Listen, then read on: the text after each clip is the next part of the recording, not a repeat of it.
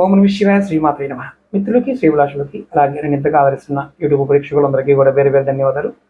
మిత్రులారా, మీ అందరికీ పరాదేవత ఎల్లవెల్లలా మీతో ఉండి మీ మనోవాంఛ నెరవేర్చాలని మనస్ఫూర్తిగా కోరుకుంటున్నాను.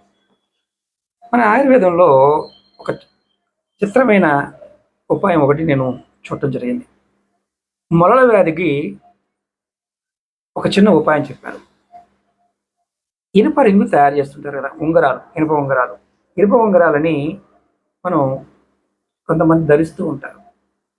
ఎవరికైతే ఈ మొలలతో బాధపడేవారు, అంటే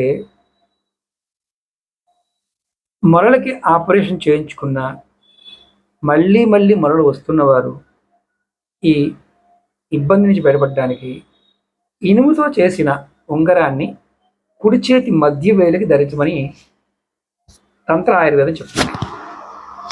కుడి చేతి మధ్య వేలికి ఇలా ధరించడం వల్ల మీకు మొలల వ్యాధి ఇబ్బందులు ఏదైతే ఉన్నాయో అవి తగ్గిపోతాయి అని చెప్తుంది. ఇది శాస్త్ర ప్రామాణికత అంటే ఏంటంటే ఇనుప ఉంగరం పెట్టుకోవడం వల్ల శని ప్రభావం ఉంటుంది అనే వారు కూడా చాలామంది ఉంటారు.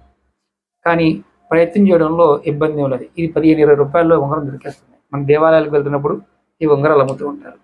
ఈ వ్యాధితో బాధపడేవారు ప్రయత్నం చేసి చూడండి, నమ్మకంతో. ఖచ్చితంగా మీకు దానికి పరిహారం అంటే సమాధానం దొరకవచ్చు.